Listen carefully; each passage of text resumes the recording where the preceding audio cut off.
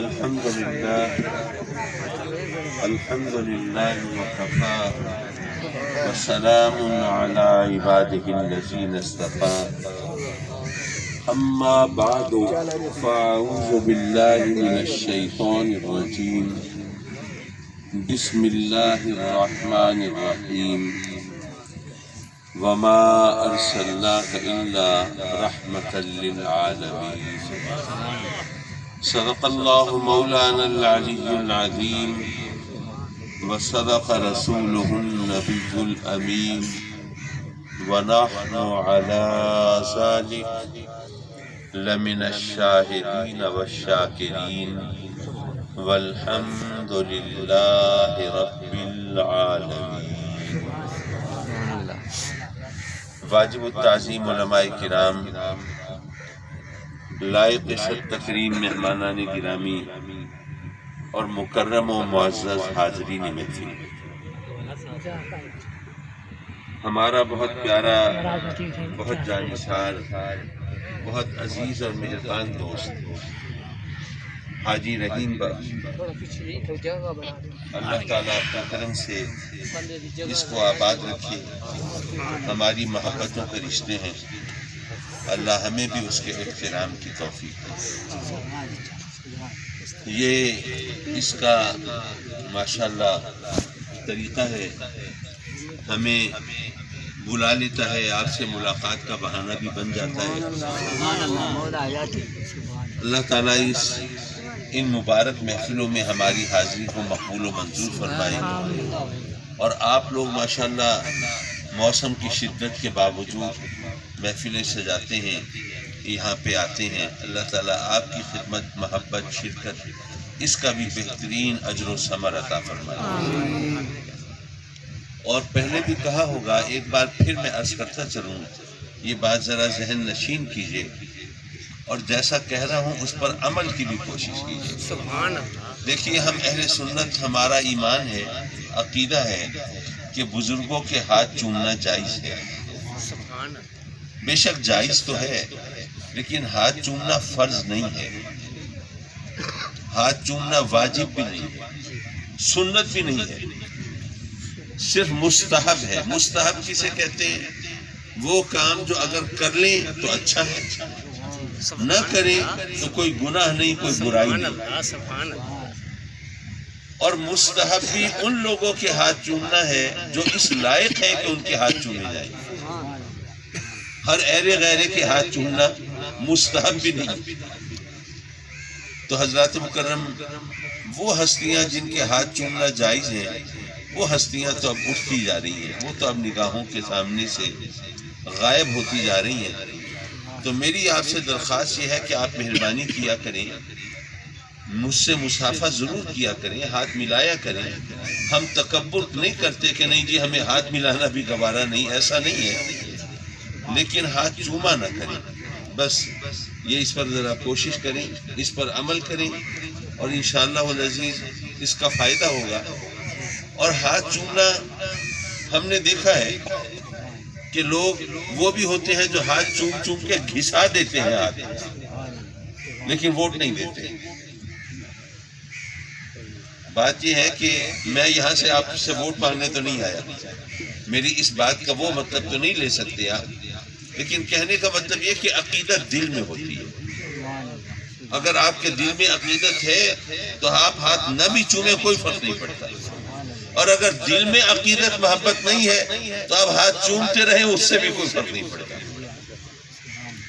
حضرات محترم، یہ محفل میلاد ہے، یہ آقا کریم حضور علیہ السلام کی ولادت کا مہینہ ہے، ماہ ربیع الاول ہے، اور گلی گلی، کوچے کوچے میں یہ محفلیں منعقد ہو رہی ہیں. حضرات مکرم، رب کائنات نے ہم سب کو عالم ارواح میں جمع کیا، نیک ہوں یا بد، مومن ہوں یا کافر، اچھے ہوں یا برے، سب کو جمع کیا عالم ارواح میں رب کائنات. اور پھر کچھ قول و قرار ہوئے، کچھ عہد و پیمان ہوئے، کچھ وعدے وعید ہوئے. الستو بربکم، کیا میں تمہارا رب نہیں؟ سب سے پہلے آپ کے اور میرے آقا کریم صلی اللہ علیہ وسلم نے بلا ارشاد فرمایا، کیوں نہیں، بے شک تو ہمارا رب ہے۔ پھر آقا کریم صلی اللہ علیہ وسلم کی تقلید میں آپ کے دکھائے بتائے ہوئے طریقے کے مطابق ہم سب نے بھی بلا کا نعرہ لگایا، بے شک مولا تو ہمارا رب ہے۔ اب ہم نے اس کو اپنا رب مان لیا، اس کی الوہیت کے اقرار کر لیا، اس سے بندگی کا رشتہ جوڑ لیا۔ لیکن اب جب انسان وہ عالم ارواح سے عالم اجسام میں آتا ہے، جب اس دنیا میں آتا ہے تو یہاں کے حالات کچھ اور ہیں، یہاں کے قوانین بھی کچھ اور ہیں۔ یہاں پر آنکھوں پہ پردے ہیں، نگاہوں پہ حجاب ہے۔ وہ ہستی جس سے ہم نے اپنی بندگی کا رشتہ جوڑا تھا وہ ہماری نگاہوں سے اوجھل ہے، اس کو ہم دیکھ نہیں سکتے، یہ اس دنیا کی پابندی ہے۔ اب ذہن میں ایک خلش ہے، گونج ہے، کسی کو رب مانا تھا، کسی سے بندگی کا رشتہ جوڑا تھا، لیکن اس کو دیکھ نہیں پاتے، وہ ہستی نگاہوں سے اوجھل۔ اب وہ خلش، وہ کسک، وہ الجھن ہمیں مجبور کرتی ہے کہ اس ہستی کو ڈھونڈیں، وہ کہاں ہے۔ جب اس کی تلاش میں ہم نکلتے ہیں تو مثلا صحرا سے گزرے، ریگستان سے، اب وہاں سنہری ریت ہے، اونچے نیچے ٹیلے ہیں، بکھرے ہوئے ہیں، دور تک حد نگاہ تک یہی منظر ہے، بڑا حسین منظر ہے۔ وہ اس کے حسن سے مروب ہو کر، اس کی وسعت سے مبہوت ہو کر ہم سوچنے لگتے ہیں کہیں یہ تو خدا نہیں۔ اسی اثنا میں، اسی دوران ہماری نگاہ پڑتی ہے پہاڑوں پر۔ اب پہاڑوں کو دیکھا، یہ تو بڑے بلند و بالا ہیں، ان کے اندر تو جاہو جلال کی کیفیت ہے، ان کا بڑا کر و فر ہے، شان ہے۔ اور وہ تو ٹیلے تھے، پست تھے، یہ پہاڑ ہیں، یہ بلند ہیں۔ وہ ریت اور مٹی تھی اور یہ پتھر ہے، اور پتھر تو طاقت کا مظہر ہے، اور سجدہ تو طاقت کو ہوتا ہے۔ انسان نے سوچا کہ نہیں، یہ خدا ہے، اس کو سجدہ ہونا چاہیے۔ وہ وہاں پر سجدہ ریز ہو گیا۔ پھر اس نے دیکھا کہ آگ کے سامنے تو پتھر بھی پانی ہو جاتا ہے، پتھر پگھل جاتا ہے۔ اس نے سوچا آگ کی طاقت کے سامنے پتھر نہیں ٹھہر سکتا، تو پھر آگ اس قابل ہے کہ اس کی پوجا کی جائے۔ وہ پتھر کو چھوڑ کر آگ کی پوجا میں لگ جاتا ہے۔ پھر وہ دیکھتا ہے کہ پانی آگ کو بھی بجھا دیتا ہے، اور جب سمندر سے اس کا گزر ہوتا ہے تو دیکھتا ہے کہ حد نگاہ تک پانی ہی پانی، بے حد و بے حساب پانی۔ وہ سوچتا ہے کہ آگ کتنی بھی ہو، اتنے پانی کے سامنے تو نہیں ٹھہر سکتی، تو اس پانی کی طاقت کے سامنے تو آگ کا چراغ نہیں جلے گا۔ وہ کہتا ہے یہ ہے عبادت کے لائق، یہ ہے پوجا کے قابل۔ وہ وہاں پر ماتھا ٹیک دیتا ہے۔ پھر وہ دیکھتا ہے کہ جب چاند 14ویں کا چڑھتا ہے تو چاند کے اثر سے سورج کے سینے میں بھی ہلچل مچ جاتی ہے، جوار بھاٹے کی کیفیت ہو جاتی ہے، مد و جزر کا عالم ہوتا ہے۔ چاند کے اثر سے سمندر بھی مضطرب ہو جاتا ہے اور بے قابو ہو کر ساحل پہ چڑھ دوڑتا ہے۔ انسان سوچتا ہے کہ اگر چاند اتنی دور سے سمندر پہ غالب ہو سکتا ہے، اس پہ حاوی آ سکتا ہے پانی پر، تو پھر چاند کی طاقت کے کیا کہنا؟ پھر اسی کو سجدہ کرنا چاہیے۔ وہ اس کی عبادت میں لگ جاتا ہے۔ پھر جب سورج اپنا چہرہ دکھاتا ہے تو وہ سوچتا ہے کہ اب چاند تو پھیکا پڑ گیا، چاند تو بے حیثیت ہو گیا۔ جو سورج کے اندر جاہو جلال کی کیفیت ہے، اس کی جو آب و تاب ہے، جو اس کی خیرہ کن حالت ہے، وہ سوچتا ہے کہ نہیں، یہ چاند نہیں، سورج اس قابل ہے کہ اس کو خدا مانا جائے۔ وہ اس کے سامنے سجدہ ریز ہو جاتا ہے۔ پھر اس کو پتہ چلتا ہے کہ ایک ہستی ایسی بھی ہے کہ آج تک میں نے جس کو سجدے کیے ہیں وہ سب اس کے اشاروں پہ ناچتے ہیں، اس کے اشارے چشم و ابرو کے منتظر رہتے ہیں۔ اس نے سوچا کہ میں نے پتھروں کو سجدے کیے تھے، پتھر تو اس کے نام کا کلمہ پڑھتے ہیں۔ میں نے آگ کی پوجا کی تھی اور آگ اس کے قرب سے بجھنے لگتی ہے۔ میں نے پانی کو خدا مانا تھا اور پانی تو اس کی انگلیوں سے جاری ہو جاتا ہے۔ میں نے چاند کو سجدے کیے تھے اور چاند اس کے اشارے پہ 2 ٹکڑے ہو جاتا ہے۔ میں نے سورج کو خدا مانا تھا اور سورج اس کے بلاوے پر الٹے پاؤں چلا آتا ہے۔ یہ کہتا ہے کہ پھر یہی ہستی اس قابل ہے کہ یہ خدا ہے، یہ معبود ہے، یہ پوجا کے لائق ہے، یہ پرستش کے قابل ہے۔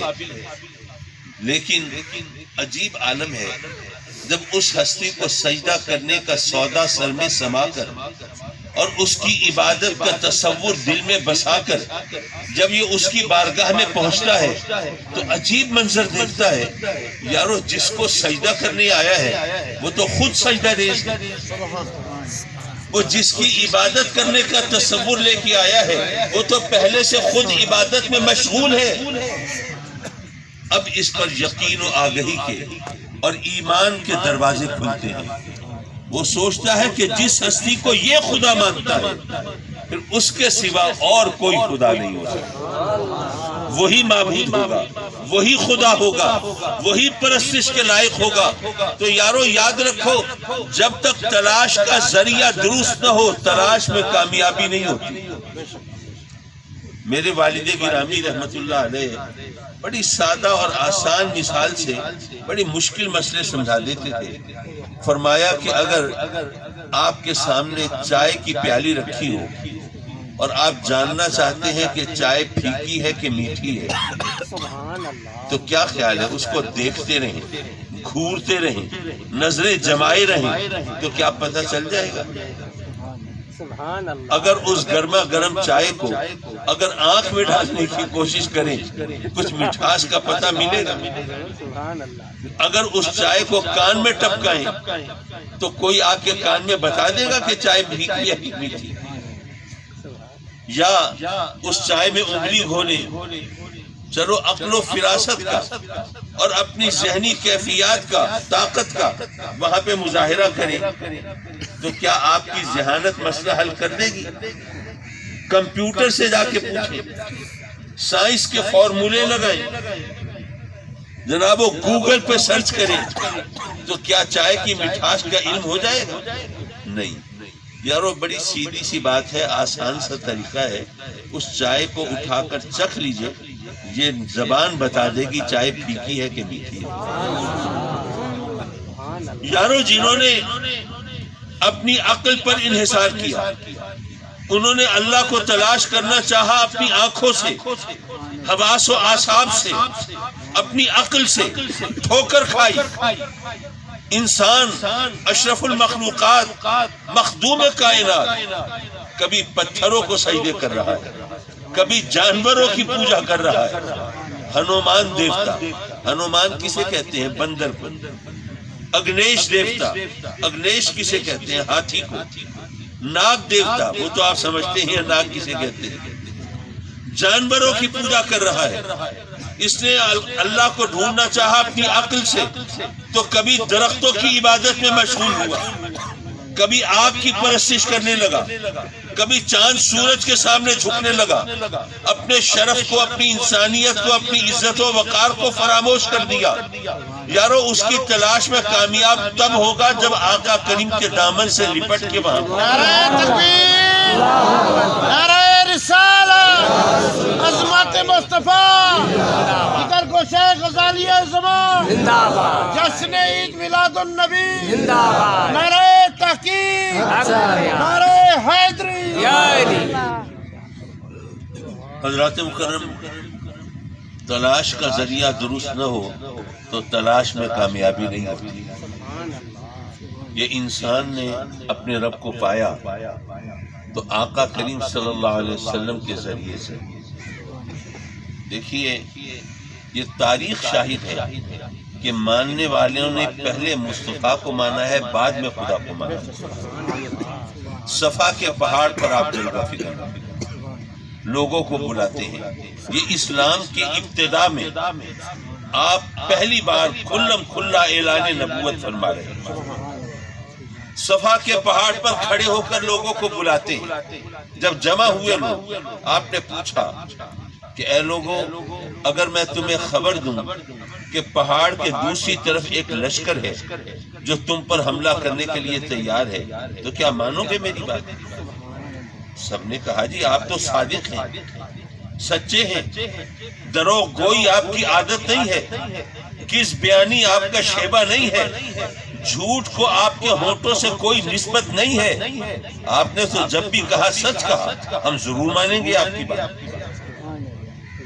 تو پھر میرے آقا کریم نے فرمایا کہ میں پھر تمہیں بتاتا ہوں کہ یہ پتھر اور لکڑی سے جو تم بت بنا لیتے ہو اور پھر اس کی عبادت کرنے لگ جاتے ہو، ان کو اپنا خدا مان لیتے ہو، یہ کچھ نہیں، ان کی کوئی اوقات اور حیثیت نہیں۔